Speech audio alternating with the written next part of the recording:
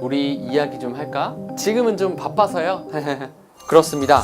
내년 주일학교 교사를, 청년부 리더를, 성가대원을 섭외해야 하는 시기입니다. 일부 청년들은 이렇게 이야기합니다.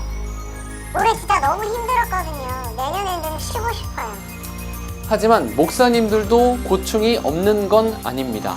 아니 교사분들이 내년에는 다 안 한다고 하시면 우리 초등부 아이들은 어떡해요? 여러분 안녕하십니까? 기독교 이슈를 한 번에 정리하는 기자, 기이한 기자 정의민입니다. 내년 교회 생활을 좌우할 중요한 결정을 내려야 하는 시기, 그만큼 고민이 깊어지는 시기가 찾아왔습니다. 그런데 청년들은 힘들어하고 목사님들은 봉사자를 섭외해야 하는 상황. 이 문제는 교회별로 상황이 다르고 이해관계에 따라 생각도 다 달라서 저는 이걸 어떻게 정리해야 하나? 일단 관련 설문 결과를 좀 찾아봤는데요. 청년들이 교회를 떠나는 이유에 대한 물음에 응답자 16.8%가 지나친 교회 봉사 요구와 지친 개인의 상황을 꼽았습니다. 무조건적인 봉사 강요가 미치는 악영향이 적지 않음을 알 수 있는 대목입니다. 교회 봉사에 지친 청년의 이야기, 사실 먼 나라 이야기가 아니라는 것 이미 많은 분들이 느끼실 것 같은데요.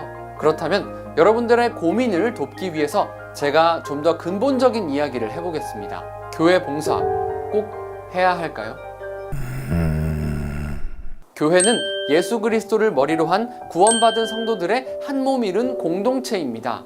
우리 몸이 머리, 어깨, 무릎, 발 등의 다양한 기관이 각자의 역할을 잘 감당하고 있는 것처럼 교회도 각 지체들이 각자의 역할을 잘 감당할 때 건강해지죠. 또 교회의 중요한 책임 중에 하나가 예수님의 제자를 양육하는 것입니다.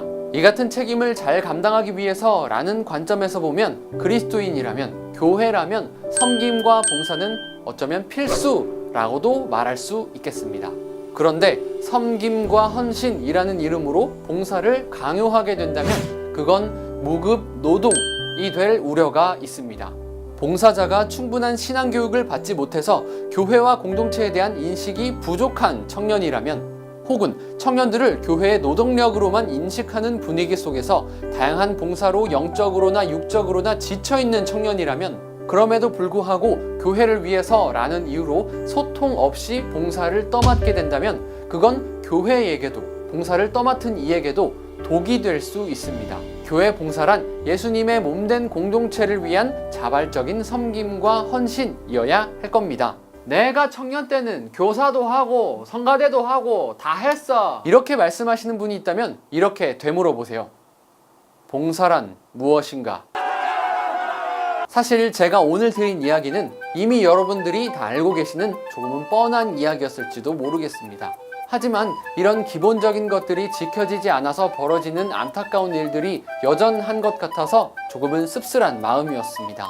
봉사 여부를 결정해야 하는 이들이나 봉사자를 섭외해야 하는 이들 모두에게 진중한 고민과 활발한 소통이 필요한 시점인 것 같습니다.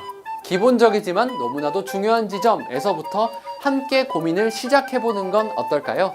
당신의 고민을 응원하는 기이한 기자 정의민이었습니다. 안녕.